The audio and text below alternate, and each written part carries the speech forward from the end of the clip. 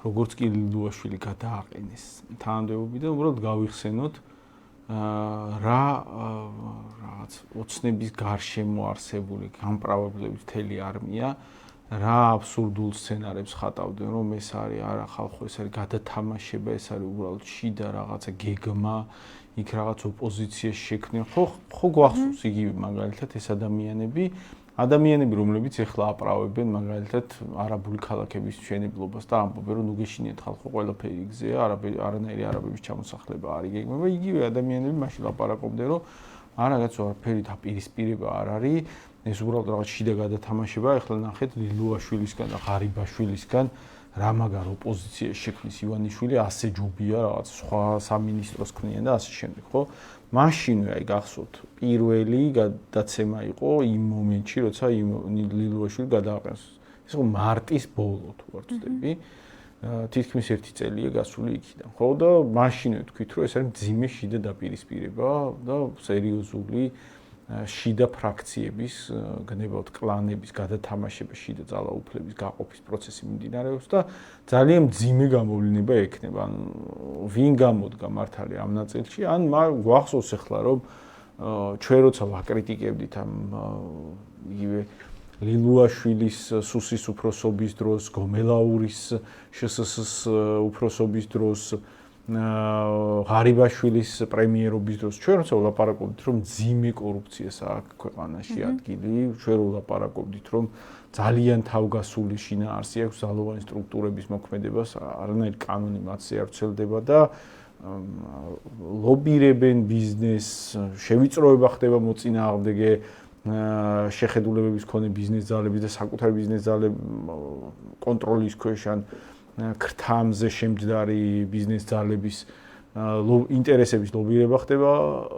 ამის პასუხად ჩვენ გვიტევდა აქტიურად ოცნების გამპრავლების ის არმია, რომლებიც ეხლაც გვაკრიტიკებენ არაბული ქალაქების მიმართ კრიტიკული პოზიციის გამო, რომ არა რას ლაპარაკობთ, ეს ხალხი არის ამ ქვეყნის ხერხემალი, ამ ხალხს წინ ფული რო დაუდო, ხელი არ წაუწდებათ, ხო გვახსოვს კობახიძე ამათზე იძახდა, ხო, ესენი იყვნენ მაშინ ხელისუფლებაში და იძახდა, რომ კორუფციისგან სუფთა, თავისუფალი, ყველაზე კეთილსინდისიერი მთავრობის პირობებში ცხოვრობ და რა გაირკვა, ვინ ყოფილა მართალი, ანუ მართლები ყოფილვართ რომ ვაკრიტიკებდით ძალებს, რომლებიც თურმე ქვეყნის ჯარს ძარცვავდნენ, საბავშვო ბაღებს ძარცვავდნენ, უცხოელ ინვესტორებთან ქრთამის სანაცვლოდ უცხოელი ინვესტორების ინტერესებს ლობირებდნენ, კოლ-ცენტრები ჰქონდათ და ამ კოლ-ცენტრების მეშვეობით, როგორც აგერ ეხლა პროკურატურის წარმომადგენელი გვამცნობს, ამ კოლ-ცენტრების მეშვეობით თურმე აფინანსებდნენ ოპოზიციას, ანუ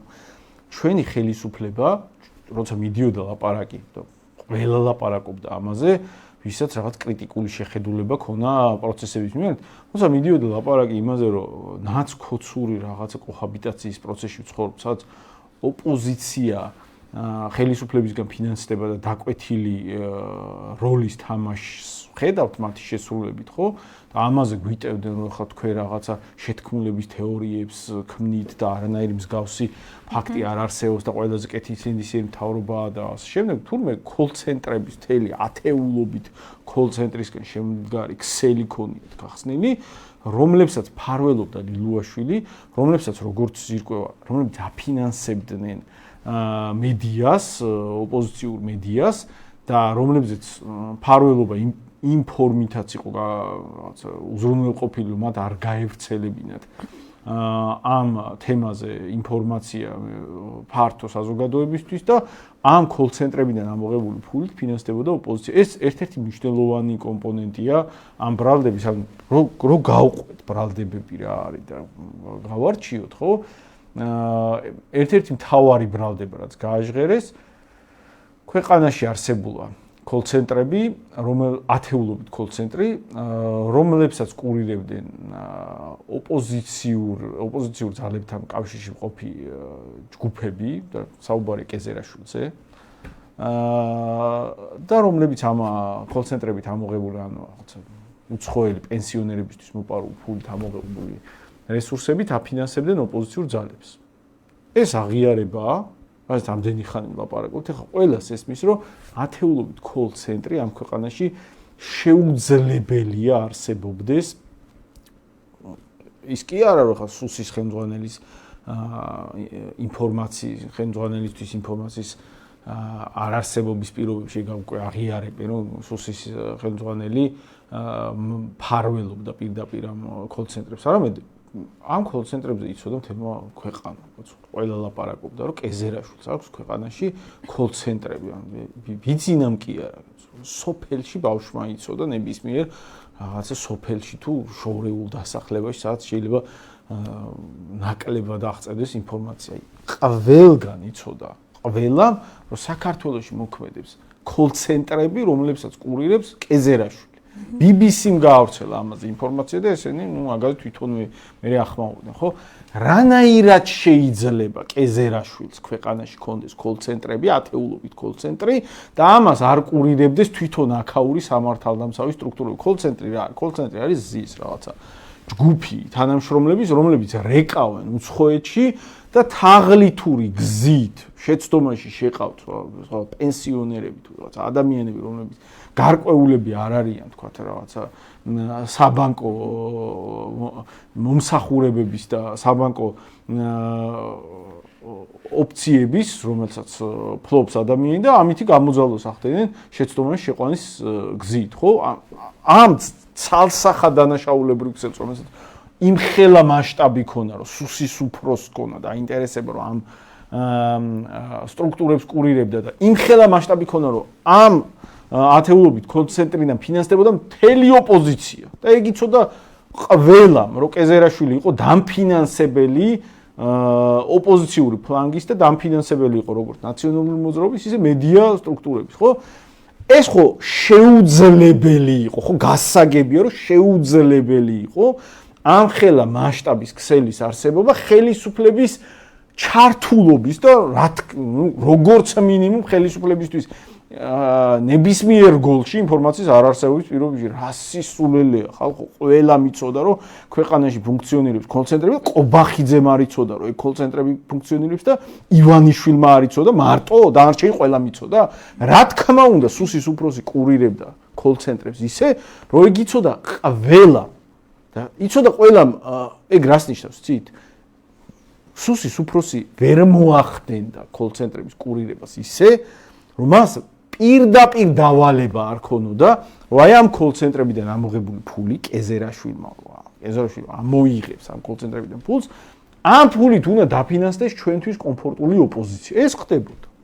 ამ აღიარებას მოусმენთ, ეს ახლა ყველაზე მნიშვნელოვანი აღიარება, რაც ახლა უსმენთ, ეს ოპოზიცია, რომელიც არის სინამდვილეში თავისი შინაარსი თუ რამე არსებობს, რაც უზრუნველყოფს ხელისუფლების ძალაუფლების შენარჩუნებას არსებობს ოპოზიცია, რომელზეც ნებისმიერ ობიექტურად მნიშვნელოვან თემაზე, ობიექტურად რეზონანსულ და საზოგადოებისთვის სერიოზული წონის თემაზე, რომელზეც ხმაური შეიძლება აიწიოს და მოთხოვნები დადგეს პოლიტიკური თვალსაზრისით საზოგადოებაში, ნებისმიერ ამ თემაზე რო იყოს შესაძლებელი რომ აი ამ თემის განეიტრალება, ამ პოლიტიკური თავდაცვის ხაზის აგება ამ თემის წინააღმდეგ თავარი იარაღად დღემდე ესენი ცდილობენ და ინარჩუნებენ კოლექტიური ნაცების ფორმატს და ეს კოლექტიური ნაცების ფორმატი არის ანუ გაიშვენენ ხელს აი რაღაც ამ თემაზე აგერ ნაცებიც ხმაურობენ და შესაბამისად როგორც აგერ პაპუაშვილმა რამდენიმე დღის წინ გვამცნო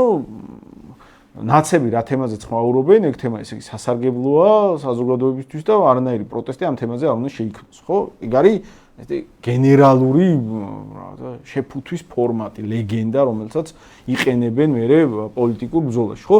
და გაირკვა, რომ ნაცებს თურმე ლილუაშვილის კურირებით და ვის ჯერა ეხლა, რომ კეზერაშვილმა ათეულობით call ცენტრი შექმნა ქვეყანაში, რომლებიც დღესაც არსებობს, კაცო. დღეს კი გაქრა call ცენტრები, ყველა მიცის ეხლა ქალაქში, დღესაც არსებობს call ცენტრები თბილისში, ხო? აი არსად არ გამქრალა call ცენტრები, რომლებიც არსებობდა ათეულობით და რომლებიც იმხელა მასშტაბის ფულის აკუმულირებას ახდენენ ოპოზიციის დაფინანსებას ყოფნი და ამ call ცენტრების არსებობა ყველას ესმის რომ შეუძლებელი იქნებოდა პირველი ყველაზე გავლენიანი პირის საქმის კურსში ყოფნის გარეშე და შეუძლებელი იქნებოდა მის თანხმობის გარეშე. ამიტომ ერთ-ერთი მნიშვნელოვანი, რაც დღევანდელი კონფერენციიდან, დღევანდელი ამ ბრიფინგიდან გავიგეთ, არის ის, რომ თურმე ოფიციალურად აქ სუსის კურირებით, ქვეყნის უსაფრთხოების სამსახურის კურირებით, კეზერაშვილი უკანონო გზით ახდენდა ფულის აკუმულირებას და ამით აფინანსებდა ოპოზიციას. ანუ ნაცების არსებობა, ქოცების დაფინანსებით დღეს დადასტურდა. ეხლა რა თქმა უნდა, უცნების ეხლანდელი გამправებლების და ზედარგოლის შემადგენლობა ამას არ აღიარებს, უბრალოდ ოცნების ზედარგოლი იმასაც ლაპარაკობდა, ლილუაშვილი წინ ფული რო დაუდო, კაპის ხელს არ მოკიდებსო და ოცნების გამправებლები ხერხემალს ეძახდნენ ლილუაშვილს და გომელაურს ამ სახელმწიფოს და როგორი სიმართლეც მათ იმ პოზიციაში იყო, როგორც ახლა იყო, ხო? ის სიმართლეა ამ პოზიციაში. ეხლა გავყვეთ დანარჩენი რა ბრალდებები იყო. რა თქმა უნდა, თავისი მასშტაბით ეს ბრალდებები, რომლებიც ჩამოაყალიბეს, ახლოსაც არ არის კორუფციის იმ მასშტაბთან, რომელსაც ადგილი ჰქონდა. ანუ რაღაცა ეხლა აქ საუბარი იყო ჯამშიც დაახლოებით $4 მილიონ ოდენობის ქრთამზე, ხო? და შინაარსიც ამ ქრთამის იყო ძალიან სიმპტომატური. თურქი ინვესტორის ინტერესების ლობირება, ანუ დაკრიშვა ქრთამის სანაცვლოდ, ხო? როცა ჩვენ გველაპარაკებიან, რომ აი ნუ გეშინიეთ ხალხო ინვესტორი $7 მილიარდი. რა პოლიტიკურ გავლენებზე ლაპარაკობთ? არანაირი პოლიტიკური გავლენები არ იქნება, რა ვიცი, რა პოლიტიკურ გავლენებზე უნდა ვილაპარაკო, აგერ არის ფაქტი დაიდო, რომ უსაფრთხოების სამსახურის უფროსები, ვისაც უნდა მოეხდინა უზრუნველყოფა იმ უსაფრთხოების ნაწილის ქვეყანაში, რომ გარე ინვესტორები უკანონო საქმიანობით ვერ მოახდენენ საკუთარი გავლენების მოპოვებას ქვეყანაში, ის ხალხი იღებდა პირდაპირ ქრთამს ჩვენ ქვეყანაში და ამ ხალხზე მოქმედი პრემიერ-მინისტრი და მოქმედი ლიდერშიპი დღევანდელი ოცნების გვეუბნებოდა, რომ ესენი არიან ყველაზე კეთილსინდისიერი ადამიანები. ანუ რანაირად შეიძლება ინვესტორი, დიდი ფულით შემომავალი ინვესტორი საკუთარ გავლენებს ავრცელებდეს ქვეყნის პოლიტიკურ ველზე, მაგის დემონსტრაცია მოხდა დღეს. ხელისუფლება ყავს, რომელიც ქრთამს იღებდა ინვესტორებისგან იმისთვის, რომ დაეკრიშა შიგნით უცხოელი ინვესტორის ინტერესები და ამის გარდა კიდე ერთი შემზარავი ეპიზოდი იყო ამ საქმეში, რომ თურმე ბაგაბაღების ხელმძღვანელი ტენდერებს, რომელიც შესყიდვების პროცესს, რომელსაც ბაგაბაღები ახორციელებენ, ნუ რა შესყიდვებს, საკვებს ყიდულობდნენ და სხვა რაიმე ბაგაბაღებისთვის აუცილებელი პროდუქცია, შეიძლება ავეჯი ეყიდოს, შეიძლება რაღაც გარემონტების სახსრები, ხო, ბაგაბაღების მომსახურების სახსრები და რაღაც შესყიდვების პროცედურებში იღებდა ქრთამს იმ ფირმებისგან, რომელსაც ამაც რაღაცა უნდა მიიყიდათ, იმისთვის, რომ მაინც და მაინც იმ ფირმებისგან ეყიდათ პროდუქცია, ხო? დაუშვა თუ ეხება საქმეს საკვებს, რაში გჭირდება ქრთამი, ხო, რაღაც ვიღაცა, ვინც ისე ვერ იგებს მაგალითად ტენდერს, ანუ ხარისხის მაჩვენებლებს შეიძლება ვერ კმაყოფილებდეს, ხო? და მისგან იღებ ქრთამს იმისთვის, რომ აი, თვალ ჩენი პროდუქცია ფასი და პროდუქციის ხარისხი არ შეესაბამება იმასაც ჩვენ გვჭირდება, მაგრამ აგერ შენ ატკატი და შენ გავიყიდი უფრო ნაკლებ ხარისხიან საკვებს, ხო? აი, ან ბავშვების კვებაზე, ბავშვების კეთილდღეობაზე, ხარისხზე, სადაც ბავშვები ცხოვრობენ, ხო? ამაზე აკეთებდნენ ეკონომიას და ამის ხარჯზე ამოღებული ქრთამით მდიდრდებოდა ქვეყნის უსაფრთხოების სამსახურის უფროსი. ეხლა ყველას ხო ესმის, რომ ქვეყანაში სადაც $600 მილიონი ერთ ჯიხურში გაათეთრეს, ანუ რაღაცა ტრაილერის რაღაცა ოდენობის, ტვირთის ოდენობის ფული რო გაათეთრეს ერთ ჯიხურში და დანარჩენ ჯიხურებში რა ხდებოდა კაცმა არ იცის, ხო? აი მაგ მასშტაბზე როცა საუბარი კორუფციის, იქ $4 მილიონი სუსის უფროსმა მოიპარა, ეგ არ არის ის მასშტაბი, რაც რეალურად მაგიდაზე დევს, ანუ რაც რეალურად მიზეზია ამ დაკავების სინამდვილეში ყველას ესმის, რომ კორუფციის მასშტაბები ხელისუფლების ამ დონის რგოლში იყო განუზომლად მაღალი. ანუ ესენი იპარავდნენ ბევრად მეც და რამდენი $1 ამათთვის იყო რაღაცა სახში დასადები ფული, ისიც სახში უფრო მეტი ედოთ კიდე და ეგეც არა. ხო და აქედან გამომდინარე სინამდვილეში აქ საქმე ვერანაირად ვერ იქნება იმ ფაქტთან, რომ აი უცებ ეხლა მოულოდნელად 13 წლის თავზე ამათ აღმოაჩინის, რომ ლილუაშვილს მოუპარია $4 მილიონი და ეს რა გაიგონა ამათ მაყურებმა დღეს არსებობს კაცო კოლ-ცენტრები რა კოლ-ცენტრები არსებობდა დღეს არსებობს კოლ-ცენტრები და რა თქმა უნდა კორუფცია ქართული ოცნების ისეთი ხარისხის ყოველდღიურობაა რომ ქართულ ოცნებაში დაგიჭერენ თუ იქ ხარ და კორუფციაში არ ხარ ჩართული ანუ ქართულ ოცნებაში ვიღაცა რომ მივიდეს და არიპარავს და აი ვებრძვი კორუფციას და ეს რა იკადრა რას კადრულობთ და სხვებს მიუთითებს დაიჭერენ მას ადამიანს ჯერ არც მიიღებენ მაგრამ რო რაღაცნაირად ვიღაცა შეძრეს და რაღაცა ზედმეტი ნახოს დაიჭერენ ამიტომ სინამდვილეში აქ ხდება ის რომ შიდა კლანური გარჩევები მიმდინარეობს ძალაუფლების გაყოფის პროცესში როგორც ჩანს ერთმანეთთან დაიძაბენ და როგორც ჩანს უბრალოდ აქ ძნელია ზუსტად ჯელობა აი კონკრეტულად რაზე ვინ რა ინტერესი ხო, თუმცა იკითხვა ხო ჩდება ალბათ, რატომ არ დააკავეს მაგალითად ღარიბაშვილი? გასაგებია, საუბრობდნენ, რომ ფული მიიტანა, ესე დადიოდა ხო ხმები. აი რატომ არ დააკავეს მაგალითად ღარიბაშვილი და რატომ გახდა საჭირო ლილუაშვილის დაკავება? ისინი ხო ერთად მოიაზრებოდნენ. კი, მანდ ახლა შეგვიძლია უბრალოდ ლოგიკური ანალიზით გავყვეთ, ხო? გარკვეულ მინიშნებს გვაძლევს ის ფაქტი, რომ ლილუაშვილი როცა გადააყენეს, დაახლოებით 1 წელი, თითქმის 1 წელი გავიდა, 9 თვე, ხო? ლილუაშვილის გადაყენების მომენტში ეს ყველაფერი უკვე იცოდა, ხო? ანუ აი ღარიბაშვილი როცა მათ შორის მანამდე გადააყენეს, მერე გაწიეს ახლა საერთოდ პარტიული საქმიანობი და მერე საქმე აღწევს. ანუ ეს ფაქტები, რაც ახლა ამათ იჭერენ, ეს ფაქტები იცოდნენ დიდი ხანია. და კითხვა ჩდება რატო იწელება ეს პროცესი ამდენი ხანი. და მან ლოგიკური აზრი იკვეთება ის, რომ რაღაცაზე მიმდინარეობს ვაჭრობა. რაღაცაზე მიმდინარეობს მიწოლა. ამ სხვა რა ლოგიკა, ამდენი ხანი ლილუაშვილს ვერ უმტკიცებდნენ იმას რა ქვია, $4 მილიონი მოპარვას. ამდენი ხანი ლილუაშვილს ვერ უმტკიცებდნენ და 2022 წელს კონცენტრები იყო თბილისში და ის რა ქვია, კეზერაშვილი იმას აფინანსებდა ნაციონალურ მოძრაობას და ფორმულას აფინანსებდა კოლ-ცენტრებით, ეგ რო ყველამ რო იცოდა საქართველოში. ამას ვერ უმტკიცებდნენ ამდენი ხანი 1 წლის განმავლობაში. ხო, სინამდვილეში ყველას ესმის, რომ რაღაცას ვერ უმტკიცებდნენ ლილუაშვილს, მაგაში არ იქნებოდა საქმე. საქმე იქნებოდა რაღაც პროცესში, რომელიც შეიძლება დასრულდეს ან ერთგვარად, ისე როგორც აწყობს ეხლანდელ ხელისუფლებას, ან სხვაგვარად, ხო?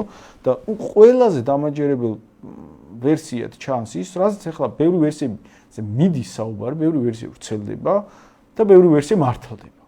ხო და მათ შორის ისეთი ვერსიები, რომელსაც ესენი უარყოფდნენ თავიდან.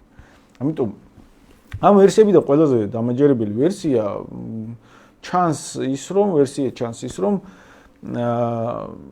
ლილუაშვილი და ეს კლანი, როგორც ჩანს, რაღაც ეტაპზე უკვე ახსოვს, რომ ივანიშვილი რეალურად უფრო დისტანცირებული იყო აქტიური ჩართულობისგან პოლიტიკურ პროცესებში და მაშინ ღარიბაშვილის რეიტინგი იყო საკმაოდ მაღალი და ლილუაშვილის გავლენა იყო რაღაცა უზარმაზარი, ითვლებოდა, რომ ის არის ფაქტიურად ივანიშვილის შემდეგ ყველაზე გავლენიანი ადამიანი ქვეყანაში და კავშირში და საკუთარი გავლენის ჯგუფების ქსელით შეიძლება ყველაზე გავლენიც იყო რაღაც ეტაპზე, ხო? ამ პერიოდში შეიძლება დადგა საკითხი ისე, რომ ამ ჯგუფმა ჩათვალა, რომ მათი ძალაუფლება იმდენად გაძლიერდა, რომ მათ მთლად ყველა პირობების შესრულება, რომელიც არის თქვა ივანიშვილის ხელისუფლების პირობებში, ივანიშვილის პირველი ფიგურად ფუნქციონირების პირობებში მათ რა თამაშის წესებიც ჰქონდათ დაწესებული, ამ თამაშის წესების დაცვა არ იქნებოდა ბოლომდე აუცილებელი, პირიქით შესაძლებელი იქნებოდა თქვა. შეიძლება იქ იყოს ვერსია, რომ მეტი წაიღეს იმაზე, ვიდრე თქვა იგულისხმებოდა და მეტის წაღება მათ შორის ამბოხის ფორმაა. მეტის წაღება ნიშნავს, რომ თუ რაც იგულისხმება, რომ ამდენი შეიძლება აიღო და წაიღო შავ სალაროში, იმაზე მეტის წაღება ნიშნავს, რომ ეს არის გავლენის რეჟიმიდან გამოსვლის ფორმატი, სადაც გავლენის რეჟიმიდან გამოსვლის ხარისხი მზარდი შეიძლება იყოს, ან შეიძლება ადგილი ქონოდა კიდევ უფრო მასშტაბური ამბოხის გეგმებს. და იქ არ ვიცით ახლა ივანიშვილის ძალაუფლების პრობლემა იმაში მდგომარეობს, რომ მას არ გააჩნია ოფიციალური თანამდებობა. ოფიციალური თანამდებობა როცა არ გააჩნია ამა თუ იმ ფიგურას, მისი კონტროლის მექანიზმები არის საკმაოდ გართულებული და დიდწილად დგას მხარეების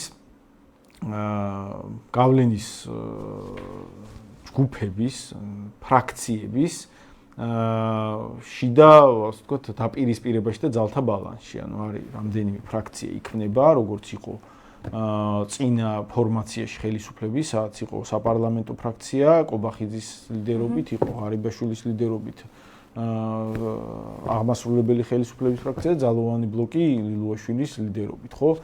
და ამ მხარეებს შორის იყო გარკვეული ფარული დაძაბულობა და კონკურენცია გავლენებზე და ივანიშვილის მექანიზმი ამ მხარეების კონტროლის იმაში მდგომარეობდა, რომ ამ ურთიერთ კონკურენციაში მყოფი ფრაქციებს შორის თამაშობდა ბალანსის როლს, ერთგვარი მსაჯულის როლს, რომელსაც შეუძლია ერთი მხარი, თქვათ, მეორე დააბალანსოს, მეორე შესაძლებლობა. როგორც ჩანს რაღაც ეტაპზე ამ ხაზის ძალოვანი ბლოკის და აღმასრულებელი ბლოკის შესაძლებლობები იმდენად გაიზარდა, რომ იქ გაჩნდა ცდუნება, რომ საერთოდ ივანიშვილი შეიძლება აღარც იყოს საჭირო, ღარიბაშვილი საკმაოდ პოპულარულია იმისთვის, რომ ამას რატო უსმინოთ.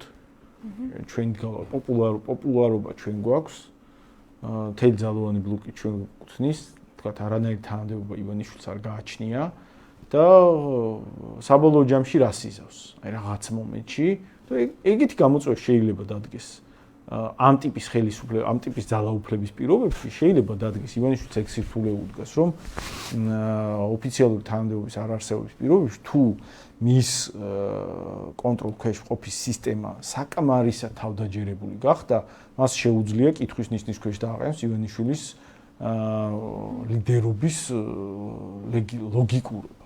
და აქედან გამომდინარე, სხვათა შორის ეხლანდელი შემადგენლობა ნაკლებად პოლიტიკური წონის და ამბიციის მქონე შემადგენლობა შეერჩა. ანუ ეხლანდელი შემადგენლობა ისეთ გადააბარა პოლიტიკური თანამდებობები, ძალოვანი თანამდებობები, ნაკლები პოტენციალი გააჩნიათ იმისა, რომ ასეთი რაღაცა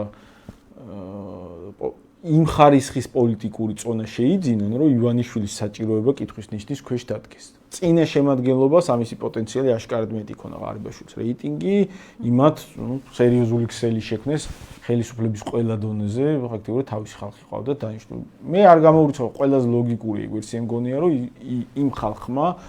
იმ ხალხში ივანიშვილი გრძნობდა სულ უფრო მეტ თავდაჯერებას იმისა, რომ ეს აღარ დაგვჭირდება და ჩვენით გავაკეთოთ. შეიძლება ამის გამოხატულება იყო ის ფაქტიც, რომ მათ მეტის წაღება დაიწყეს, ისე რომ ივანიშვილს საქმის გულში აღარ აყენებდნენ და ის რომ მაგალითად ეხლა ამდენი ხანი ყველა ლაპარაკობდა, ყველა მიცოდა, რომ ლილუაშვილი დაჭერის კანდიდატი იყო, ღარიბაშვილზე უკვე საქმე აღძრულია, მაგრამ ღარიბაშვილს არ იჭერენ, ხო ლილუაშვილის დაჭერა ამდენი ხანი გაიწელა, ეს გავს მათ შორის იმას, რომ მიდიოდა რაღაცა, თქვათ, პროცედურა იმისა, რომ ზედმეტი წაღებული შეიძლება უკან დააბრუნებინა. ამას გავს, თუმცა ამაზე რაღაც ხადია.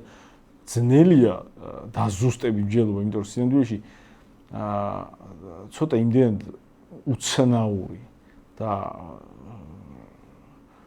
დიდწილად არალოგიკური სვლები იკეთდება, რომ მათ შორის შეიძლება ამდენად არალოგიკურ სვლებში ცოტა ორიენტირებაც არ არის მარტივი, რეალურად რასთან გვაქვს საქმე, მაგრამ ფაქტია, რომ კლანური დაპირისპირება სახეზეა, მხარეების დაპირისპირება სახეზეა და ამ მხარეების დაპირისპირების დასკვნით ეტაპს უყურებთ.